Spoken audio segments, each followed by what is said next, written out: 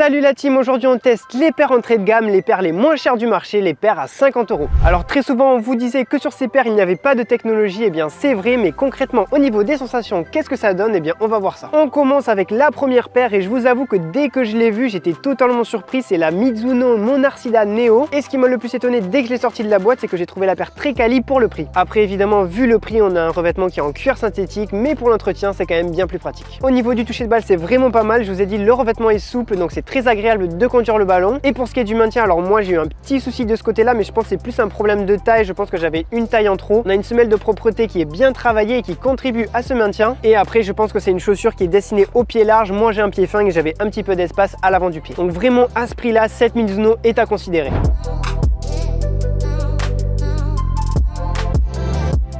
On enchaîne avec une paire un petit peu plus connue, la Puma Future, et vous l'aurez remarqué, c'est la seule qui possède une languette en nit, et pour le coup, vu le prix encore une fois, je l'ai trouvé très quali. Faites juste attention sur ce modèle, j'ai pour ma part dû prendre une taille au-dessus, donc je vous conseille d'aller l'essayer en magasin avant de l'acheter. On a un revêtement qui est plutôt bien travaillé, pour le grip c'est vraiment pas mal, juste petit bémol sur cette paire, quand on plie le pied, j'ai ressenti une douleur à ce niveau-là qui est pas très agréable. Après sinon on a un maintien qui est correct et des sensations qui sont plutôt bonnes.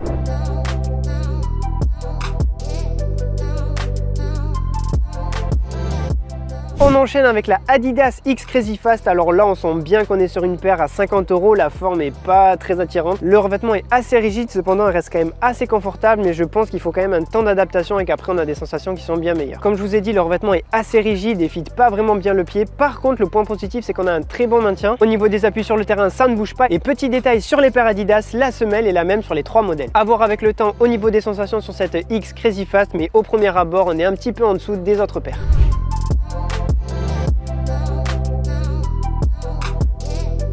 Toujours chez Adidas, on va parler maintenant de la Predator Accuracy. Ici c'est un peu la même chose, la paire est pas très belle, elle est très épaisse, donc on est un petit peu loin du ballon. Mais le point positif c'est que ce revêtement très épais est bien rembourré, donc au niveau du confort c'est très agréable. Enfin en ce qui concerne le maintien, c'est pas optimal au niveau du talon, ça bouge pas mal sur les changements de direction, donc j'ai pas eu de très bonnes sensations de ce côté là. Vous l'aurez compris, cette Predator ne fait pas partie de mes coups de cœur. En revanche, en ce qui concerne la Copa, c'est totalement différent. La paire est super confortable, elle fit très bien le pied, le revêtement est super souple. Donc pour le toucher de balle, c'est vraiment top. On a vraiment de super sensations avec la paire. Juste au niveau de l'amorti, c'est un petit peu dur à la langue, mais sinon, c'est pas quelque chose qui est trop gênant. Comme je vous ai dit, le revêtement est souple, mais il est aussi assez travaillé. Donc pour le grip, c'est vraiment pas mal. Et si je devais quand même donner un petit point négatif à la paire, c'est au niveau de la languette. Alors oui, elle s'ajuste parfaitement au pied, mais elle peut faire des plis pas très agréables sur le haut du pied. Sinon, c'est une paire que j'ai trouvée vraiment très bonne et niveau rapport qualité-prix, c'est assez ouf.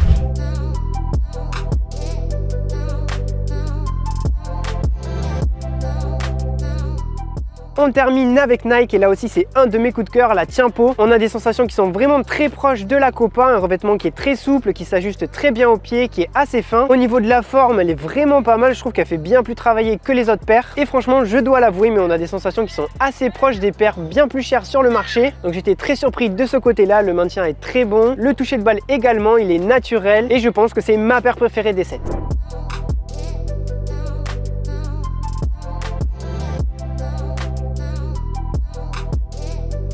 On termine avec la reine des chaussures de foot, la Nike Mercurial. Alors j'avais quelques doutes au début quand je voyais un petit peu sa forme, la semelle m'inspirait pas trop. Et effectivement au niveau de l'amorti c'est pas top, la paire est dure sur les appuis, mais c'est quasiment la seule chose que je lui reproche. La paire est très confortable, elle s'adapte très bien au pied. On a un revêtement qui est bien travaillé, donc le grip est très bon. On est assez proche du ballon. Et je vous disais en début de vidéo que ces paires étaient plus épaisses, et bien ici ce n'est pas le cas, ce qui rend le toucher de balle et les sensations bien meilleures. En ce qui concerne le maintien, rien à redire, ça ne bouge pas, c'est très bien.